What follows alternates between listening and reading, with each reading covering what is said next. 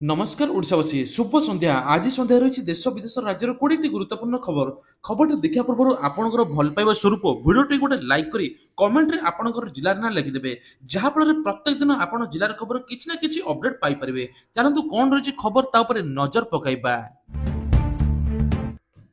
कालिठू आरंभ हेब सुभद्रा शक्ति मेला राज्यव्यापी एसएचजी महिला हेबे सामिल। भुवनेश्वर प्रथम थर पर जनता मैदान में राज्य सरकार पक्षर एभली एक मेलार आयोजन कर सूचना देइछन्ति उपमुख्यमंत्री प्रभाती परिड़ा। मेलार राज्यर विभिन्न प्रांतरू आसिଥିବା स्वयं सहायक गोष्ठी एवं उत्पादक गोष्ठी अंशग्रहण करेंगे। प्राय 300 रु अधिक स्टल माध्यम स्वयं सहायक गोष्ठी मान द्वारा प्रस्तुत सामग्री प्रदर्शनी हेबो एवं बिक्री मध्य हेबो। मार्च 2 पर्यंत चलने यही 9 दिनिया प्रदर्शनी विभिन्न प्रकार हस्तशिल्प एवं अर्गानिक उत्पाद प्रदर्शित हेबो। पुरी मालकानगिरी संबलपुर बलांगीर एका सांगरे मेलार आयोजन करा। तेबे एही कार्यक्रम ग्रामीण महिला उद्योग क्रेता एवं व्यवसायी एवं बजार सहित संजोग करियो बोली କହିଛନ୍ତି उपमुख्यमंत्री प्रभाती परिड़ा। जहाँफल आगक लक्षपति दीदी मध्य खूब जल्दी बाहरिबे। आज महाप्रभु को लगी है जैविक चाउल प्रस्तुत अमृत अन्न सेवन कले सेवक एवं अधिकारी। मध्याह्न धूपर भोग लगिला अमृत अन्न 5 प्रकार जैविक चाउल प्रस्तुत होता अन्न से गोविंद भोग चाउल एवं झिली चाउल को कोठ भोग व्यवहृत करने मोहर मारी श्रीमंदिर प्रशासन। यही महाप्रसाद को नहीं श्रीमंदिर मुख्य प्रशासक अरविंद पाढ़ी सुआर महासुआर निजोग एवं श्रीमंदिर प्रशासनिक अधिकारी माने सेवन करते। जैविक चाउल प्रस्तुत महाप्रसाद को भक्तों निकट पहुंचाइबा लगी आरंभ होइछि प्रस्तुति। एससीबी मेडिकल पुणी शिशु अदल बदल अभियोग नवजात कन्या को बदल करी मृत शिशु धराई कर्मचारी जहाँ एवं समस्त देखि आश्चर्य। नवजात कन्या को बदल करी कर्मचारी माने एक मृत शिशु धराई देइथिबा अभियोग करछन्ति संपर्कीय। एही घटनार प्रसूति परिवार लोके एससीबी अध्यक्ष को लिखित भाव अभियोग करछन्ति। अभियोग पर मेडिकल कॉलेज अध्यक्ष प्रोफेसर एवं डाक्टर लुसी दास स्त्री रोग एवं प्रसूति विभाग शिशु रोग विभाग मुख्य को रिपोर्ट देवा निर्देश देइछन्ति। तेबे 24 घंटा न पूर्णु एमिति अदल बदल कहीं से उत्तेजना चली। आज आरंभ है मैट्रिक परीक्षा जाउथुआ बेले गोटे बोलेरो गाड़ी ओलटी पड़ा जहाँ फल 11 जन छात्र छात्री आहत होती सूचना मिली। राजनगर विवेकानंद हाईस्कल बागमारी छात्र छात्री मैट्रिक परीक्षा देवाक बेले बोलेरो जीवा समय हठात दुर्घटना होता एक साइकेल आरोही को धक्का देता आ साइकेल आरोही मृत्यु होती। राज्य में 3133 सेंटर 5,22,336 जन परीक्षा देवे कहुई।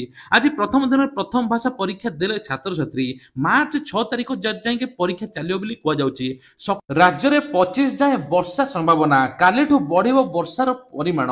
तेबे गांगेय पश्चिम तेलंगाना पर्यंत व्यापी ट्रफ लाइन प्रभाव में राज्य में अनेक स्थान में हालुकारू मध्यम धरण वर्षा होउची। केतक स्थान में बिजुली घड़घड़ी सहित कुआ पत्थर माडर वर्षा होउची कहु।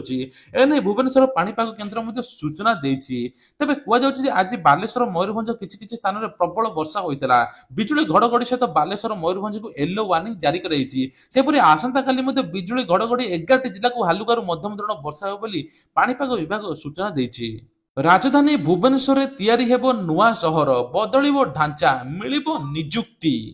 राजधानी भुवनेश्वर बाहर रिंग रोड भीतर समृद्ध सहर लक्ष्य रखिछन्ति सरकार। एने कि बजेट रे 408 कोटी टंकार स्वतंत्र व्ययबराद रखिछन्ति। आईटी सहित विभिन्न सेक्टर पे भिन्न भिन्न भित्तिभूमि सुदृढ़ करा जिवो। प्रारंभिक भाव 322 हेक्टर जमी को विकसित करा जिवो।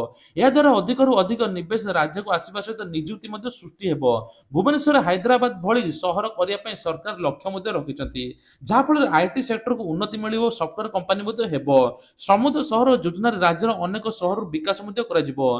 तेबे भुवनेश्वर कटक पुरी संबलपुर झारसुगुड़ा बरगड़ जयपुर सुनाबेड़ा कोरापुट छत्रपुर ब्रह्मपुर गोपालपुर केउंझर बड़बिली जोड़ा भली 3टी लेखाएं सहर को जोड़ी अर्थनैतिक कॉरिडोर भाव विकास करने को योजना रखिछन्ति सरकार। जहाँ फल आ दादन खटिया पे लोक जीवे नाही नियुक्ति करिवे ओडिसा रे नियुक्ति मिलिबो ता सहित निज परिवार पोषिबे।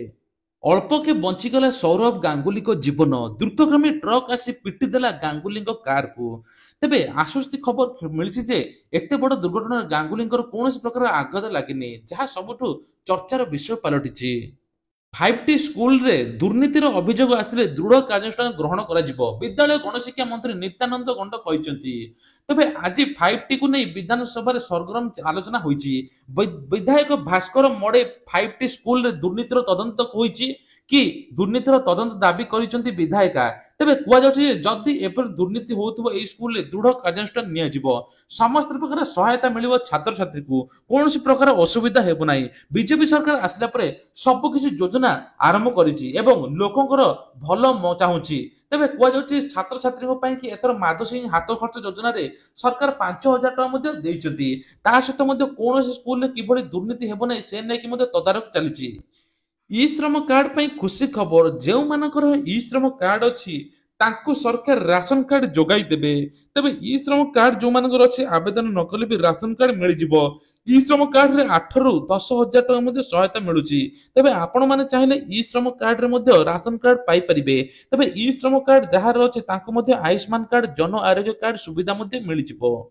ଚିନ୍ତା ବଢାଇଲାଣି ରାଜଧାନୀର କେତେକ ଫ୍ଲାଏ ଓଭର ବ୍ରିଜ। ଦୁର୍ଘଟଣାର ବାରମ୍ବାର ଧନ ଜୀବନ ହାନି ସହରବାସୀଙ୍କ ଭୟ ମଧ୍ୟ ବଢାଇଛି। ଏଭଳି ସ୍ଥିତିରେ 5 ବର୍ଷ ପୂର୍ବେ ନିର୍ମାଣ ହୋଇଥିବା ବମିଖାଲ ରେଲୱେ ଓଭରବ୍ରିଜ ସରକାରଙ୍କ ଏକ ସ୍ୱାଗତଯୋଗ୍ୟ ଲକ୍ଷ୍ୟରୁ ବହୁ ଦୂରରେ ରହିଛି। ସେହି ସମୟରେ ବିଭାଗୀୟ ଯନ୍ତ୍ରିକ ଦୂରଦୃଷ୍ଟି ଅଭାବ, ଟ୍ରାଫିକ ପରିଚାଳନା ବାବଦରେ ସୁଚିନ୍ତିତ ମତାମତ ଭାବେ ଅଭାବ ଯୋଗୁଁ ବ୍ରିଜ ବ୍ୟବହାର କରୁଥିବା ଗାଡି ଚାଳକ, ପଥଚାରୀ ଅଞ୍ଚଳବାସୀଙ୍କ ବୋଝ ସଦୃଶ ହୋଇଛି। ତେବେ ଏହି ବ୍ରିଜରେ ବାରମ୍ବାର ଦୁର୍ଘଟଣା ଘଟୁଛି। ରଙ୍ଗ ସାଇଡରେ ଲୋକ ଆସି ବାରମ୍ବାର ଦୁର୍ଘଟଣା ବଢୁଛି ବୋଲି ସୂଚନା ମିଳିଛି। ଚିକେନ ଖାଇ ଗଲାଣି 21 ଜଣଙ୍କର ଜୀବନ, ଆପଣ ଖାଉଥିଲେ ସାବଧାନ ମଧ୍ୟ ହୋଇଯାଆନ୍ତୁ। ତେବେ ଏ ନେଇକି ସରକାର ପକ୍ଷରୁ ବଡ ପଦକ୍ଷେପ ମଧ୍ୟ ନିଆଯାଇଛି। ମହାରାଷ୍ଟ୍ରରେ ଏକ ଆତଙ୍କ ଖେଳାଉଛି ଗୁଇଲେନ ବାର ସିଣ୍ଡ୍ରୋମ। ଜିବିଏସ୍ ନାମକ ଏକ ଭାଇରସ ଆକ୍ରାନ୍ତ ହୋଇ ଏପର୍ଯ୍ୟନ୍ତ 21 ଜଣଙ୍କର ଜୀବନ ମଧ୍ୟ ଗଲାଣି। ଅନ୍ୟପଟେ ଶହ ଶହ ଲୋକ ଏହି ରୋଗରେ ମଧ୍ୟ ଆକ୍ରାନ୍ତ ହେଉଛନ୍ତି। ବଢୁଥିବା ଏହି ମାମଲାକୁ ଦୃଷ୍ଟିରେ ରଖି ପ୍ରଶାସନ ଜନସାଧାରଣଙ୍କୁ ସତର୍କ ରହିବାକୁ ପରାମର୍ଶ ମଧ୍ୟ ଦେଇଛି। ତେବେ ସ୍ୱାସ୍ଥ୍ୟ ବିଶେଷଜ୍ଞଙ୍କ ମତରେ କମ୍ ରନ୍ଧା ହୋଇଥିବା ଚିକେନରୁ ମିଳିଥାଏ ଏହି ଭାଇରସ। ତେଣୁ କମ୍ ରନ୍ଧା ଚିକେନ ଖାଇବାରୁ ଦୂରେଇ ରୁହନ୍ତୁ ବୋଲି ନିବେଦନ କରିଛନ୍ତି ସ୍ୱାସ୍ଥ୍ୟ ବିଶେଷଜ୍ଞ। ଆଉ ଯୋଉମାନେ ସବୁ ଅନଲାଇନରେ ସବୁ ମଗଉଛନ୍ତି ଚିକେନ, ସେମାନେ ମଧ୍ୟ ଖାଆନ୍ତୁ ନାହିଁ। ମୁଖ୍ୟମନ୍ତ୍ରୀ ହେବା ପରେ ବଢିଲା ରେଖା ଗୁପ୍ତାଙ୍କ ସୁରକ୍ଷା। ଦେଶର ରାଜଧାନୀ ଦିଲ୍ଲୀର କମାଣ୍ଡର ରେଖା ଗୁପ୍ତାଙ୍କୁ ହସ୍ତାନ୍ତର କରିଛି ବିଜେପି। ରେଖା ଗୁପ୍ତା ଦିଲ୍ଲୀର 9ତମ ମୁଖ୍ୟମନ୍ତ୍ରୀ ଭାବେ ଶପଥ ଗ୍ରହଣ କରିବା ପରେ ସୁରକ୍ଷା ବ୍ୟବସ୍ଥା କଡାକଡି ହୋଇଛି। ତାଙ୍କ ବ୍ୟକ୍ତିଗତ ସୁରକ୍ଷା ସହିତ ତାଙ୍କର ଘରର ସୁରକ୍ଷା ବ୍ୟବସ୍ଥାକୁ ଉନ୍ନତ କରିବା ପାଇଁ ସୂଚନା ମଧ୍ୟ ମିଳିଛି। ମୁଖ୍ୟମନ୍ତ୍ରୀଙ୍କର ବଡ ଘୋଷଣା, ଭତ୍ତା ଟଙ୍କାକୁ ନେଇ ଆସିଲା ବଡ ଅପଡେଟ। ଏପଟେ ଦାରିଙ୍ଗିବାଡିରେ ଯୋଉମାନେ ଯୋଗ୍ୟ ହିତାଧିକାରୀ ମାନେ ଭତ୍ତା ଟଙ୍କା ନ ପାଇ ରାଜରାସ୍ତାକୁ ଓହ୍ଲାଇଛନ୍ତି। କୁହାଯାଉଛି ଯେ ମୁଖ୍ୟମନ୍ତ୍ରୀ ଭତ୍ତା ଟଙ୍କା ପାଇଁ ଘୋଷଣା କରିଦେଲେ, କିନ୍ତୁ କିଛି ଲୋକ 3,500 ଟଙ୍କା ପାଇଛନ୍ତି, କିଛି ଲୋକ ଏପର୍ଯ୍ୟନ୍ତ ପାଇନାହାନ୍ତି। ସେମାନେ ପୁଣି ଯୋଗ୍ୟ ଥାଇକି ବି 80 ବର୍ଷର ଉର୍ଦ୍ଧ୍ୱ ହିତାଧିକାରୀ ତା ସହିତ ମଧ୍ୟ ଦିବ୍ୟାଙ୍ଗଙ୍କୁ ମଧ୍ୟ କିଛି ମିଳିନାହିଁ। ଏପଟେ ମୁଖ୍ୟମନ୍ତ୍ରୀ ଭତ୍ତା ଟଙ୍କାକୁ ନେଇକି ଆଉ ଗୋଟେ ବଡ ଅପଡେଟ ଦେଇଛନ୍ତି। ଭତ୍ତା ଟଙ୍କା 3,500 ଟଙ୍କା 80 ବର୍ଷର ଉର୍ଦ୍ଧ୍ୱ ହିତାଧିକାରୀ ଦିବ୍ୟାଙ୍ଗ ମାନଙ୍କୁ ସମସ୍ତଙ୍କୁ ମିଳିବ। ତା ସହିତ 60 ବର୍ଷର ଉର୍ଦ୍ଧ୍ୱ ହିତାଧିକାରୀଙ୍କୁ ମଧ୍ୟ 3,000 ଟଙ୍କା ଭତ୍ତା ଟଙ୍କା ମିଳିବା ପାଇଁ ଯାଉଛି। ସରକାର ପ୍ରତିଶ୍ରୁତି ମୁତାବକ ସବୁ କିଛି କରୁଛି, ଆଗକୁ ମଧ୍ୟ ଭତ୍ତା ଟଙ୍କା ମଧ୍ୟ ମିଳିବ। ଏମ୍ସ ହସ୍ପିଟାଲକୁ ଏବେ ରେଡ୍ କରାଯାଇଛି ସିବିଆଇ ତରଫରୁ। କାହିଁକି ନା ଏମ୍ସ ହସ୍ପିଟାଲରେ ମିଛ ନିଯୁକ୍ତି ଖବର ମିଳୁଥିଲା, ମିଛ ନିଯୁକ୍ତି ଜାଲ ଦିଆଯାଉଥିଲା, ଯାହାଫଳରେ ଲୋକଙ୍କୁ ଟଙ୍କା ମଧ୍ୟ ଲୁଟୁଥିଲା। ଏବେ ସିବିଆଇ ମଧ୍ୟ ରେଡ୍ କରିଛି। ୟା ଦେହରେ କାହାର ହାତ ଅଛି, କାହାର ହାତ ଅଛି ସେ ନେଇକି ମଧ୍ୟ ତଦନ୍ତ ଚାଲିଛି। ତେବେ ଏମ୍ସ ତରଫରୁ ଯେକୌଣସି ନିଯୁକ୍ତି ବାହାରୁଛି ଆପଣ ମାନେ ମଧ୍ୟ ସତର୍କ ହୋଇଯାଆନ୍ତୁ, ଟୋଟାଲ ଫେକ୍। ଆଉ ଯେକୌଣସି ଆପଣଙ୍କୁ ଯେ ଟଙ୍କା ମାଗୁଛି ଆପଣ ତୁରନ୍ତ ପୁଲିସରେ ମଧ୍ୟ ଅଭିଯୋଗ କରନ୍ତୁ। ରାଜ୍ୟରେ ସରକାର ସ୍ୱୟଂ ସହାୟକ ମହିଳା ଗୋଷ୍ଠୀଙ୍କ ପାଇଁ ଉତ୍ପାଦକ ଗୋଷ୍ଠୀ ମାନଙ୍କ ଦ୍ୱାରା ପ୍ରଦତ୍ତ ସାମଗ୍ରୀର ପ୍ରଦର୍ଶନୀ ଏବଂ ବିକ୍ରି ହେବ ଜନତା ମଇଦାନ ବୋଲି ଆପଣ ଜାଣିଥିବେ। ମାର୍ଚ୍ଚ 2ରେ 9 ଦିନ ଧରି ଚାଲିବ ଏହି ପ୍ରଦର୍ଶନୀ। ହସ୍ତଶିଳ୍ପ, ଟେରାକୋଟା, ବାଉଁଶ ଶିଳ୍ପ, ହସ୍ତତନ୍ତ ଏବଂ ଘରୋଇ ଆବଶ୍ୟକ ସାମଗ୍ରୀ ଠାରୁ ଆରମ୍ଭ କରି ଅନ୍ୟାନ୍ୟ ସାମଗ୍ରୀ ମଧ୍ୟ ବିକ୍ରି ହେବ। ଲକ୍ଷପତି ଦିଦି ଯୋଜନା ସରକାର ରଖିଛନ୍ତି। 2027 ସୁଦ୍ଧା 24 ଲକ୍ଷ ଦିଦି ଲକ୍ଷପତି ହୋଇଯାଇଥିବେ। ଏ ନେଇକି ମଧ୍ୟ ସରକାର ତରଫରୁ ବଡ ଘୋଷଣା। ଆଉ ମାତ୍ର 3 ଦିନ ପରେ ମିଳିବ ଚାଷୀଙ୍କୁ ଟଙ୍କା। ତେବେ ପିଏମ କିଷାନ ଟଙ୍କା ଚାଷୀ ମାନଙ୍କୁ ମିଳିବା ପାଇଁ ଯାଉଛି। ଏ ନେଇକି ମଧ୍ୟ ବଡ ଘୋଷଣା। ତେଣୁ ଏ ନେଇକି ଚାଷୀ ମାନଙ୍କ ପାଇଁ ଖୁସି ଖବର। ପିଏମ କିଷାନ ଯୋଜନା ଅଧୀନରେ ଚାଷୀ ମାନଙ୍କୁ ମିଳିବ 9,000 ଟଙ୍କା। ତେବେ କୁହାଯାଉଛି ଆପଣ ମାନଙ୍କ ପ୍ରଧାନମନ୍ତ୍ରୀ କିଷାନ ସମ୍ମାନ ନିଧିର ପରବର୍ତ୍ତୀ କିସ୍ତି ପାଇଁ ଅପେକ୍ଷା କରିଛନ୍ତି। ତେବେ ଏହି ଖବରଟି ଆପଣ ମାନଙ୍କ ପାଇଁ। କିଷାନ ସମ୍ମାନ ନିଧି ଅଧୀନରେ ଯୋଗ୍ୟ ଚାଷୀ ମାନଙ୍କୁ 9,000 ଟଙ୍କା পর্যন্ত সহাୟତା ମିଳିବ। এই ଯୋଜନାରେ ସିଧାସଳଖ 3,000 ଟଙ୍କା ବୃଦ୍ଧି ମଧ୍ୟ କରାଯାଇଛି। ତଥାପି ନିଷ୍ପତ୍ତି କେନ୍ଦ୍ର ସରକାରଙ୍କ ନୁହେଁ ବରଂ ରାଜ୍ୟ ସରକାର ନେଇଛନ୍ତି ବୋଲି କୁହାଯାଉଛି। ତେବେ ଏହି ପ୍ରଶ୍ନ ଉଠୁଛି କେଉଁ ରାଜ୍ୟ ସରକାର ଏଭଳି ନିଷ୍ପତ୍ତି ନେଇଛନ୍ତି? କେନ୍ଦ୍ର ସରକାର କେବଳ 6,000 ଟଙ୍କା ବର୍ଷକୁ ଦଉଛନ୍ତି ଆଉ ଏଥର ମଧ୍ୟ ଫେବୃଆରୀ 24 ତାରିଖରେ 2,000 ଟଙ୍କା ଚାଷୀଙ୍କୁ ଆସିବ। ଯେଉଁମାନଙ୍କୁ 18ତମ କିସ୍ତି ଆସିନି ସେମାନଙ୍କୁ 18 ଏବଂ 19ତମ କିସ୍ତି 4,000 ଟଙ୍କା ଆସିବ। ତେବେ 9,000 ଟଙ୍କା କେଉଁ ସରକାର ଦଉଛନ୍ତି ଚାଲନ୍ତୁ ଜାଣିବା। ତେବେ କୁହାଯାଉଛି ଚାଷୀମାନଙ୍କୁ 9,000 ଟଙ୍କା ବାର୍ଷିକ ରାଜସ୍ଥାନ ସରକାର ଦେବେ। ରାଜସ୍ଥାନ ଅର୍ଥମନ୍ତ୍ରୀ ଦିୟା କୁମାରୀ ବଜେଟ ଉପସ୍ଥାପନ କରିବା ସମୟରେ ଏଭଳି ଘୋଷଣା ମଧ୍ୟ କରିଛନ୍ତି। ଭୁବନେଶ୍ୱର କଟକ ଟୁଇନ୍ ସିଟିରେ ଚାଲିଛି ଜୋରଦାର ଚେକିଂ। ଇନ୍ସୁରାନ୍ସ, ବିକଟାଳ ହର୍ନ ବା ଆପଣଙ୍କର ଗାଡ଼ିର ଫିଟନେସ୍ ସବୁକିଛି ଯାଞ୍ଚ ହେଉଛି। ଯଦି ଯେକୌଣସି ଲୋକ 18 ବର୍ଷରୁ କମ୍ ବୟସର ବ୍ୟକ୍ତି ଗାଡ଼ି ଚଲାଉଛି ତୁରନ୍ତ 25,000 ଟଙ୍କା ଫାଇନ୍ ମଧ୍ୟ ମଗାଯାଉଛି। ତା ସହିତ ମଧ୍ୟ ବିକଟାଳ ହର୍ନ କରାଯାଉଛି ଏବଂ ଗାଡ଼ିର ଇନ୍ସୁରାନ୍ସ ନଥିଲେ ଟୋଲ ଗେଟ୍ କ୍ରସ୍ କରିପାରୁନାହିଁ। ତେଣୁ ଆପଣମାନେ ଗାଡ଼ିର ସବୁକିଛି ତଥ୍ୟ ଅପଡେଟ୍ କରି ରଖନ୍ତୁ, ଯାହାଫଳରେ ଏହି ଫାଇନ୍ରୁ ମଧ୍ୟ ବଞ୍ଚନ୍ତୁ। ରାସନ କାର୍ଡକୁ ନେଇକି ଆସିଲା ବଡ଼ ଖବର। ଭୂତ ହିତାଧିକାରୀକୁ ସରକାର ଏବେ ଚିହ୍ନଟ କରୁଛନ୍ତି।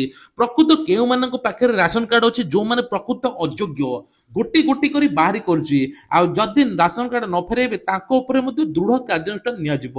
ମାର୍ଚ୍ଚ 31 ତାରିଖରେ ରାସନ କାର୍ଡର ଶେଷ ଇକେୱାଇସି ଡେଟ୍। ତା ପୂର୍ବରୁ ଆପଣମାନେ କରିନିଅନ୍ତୁ।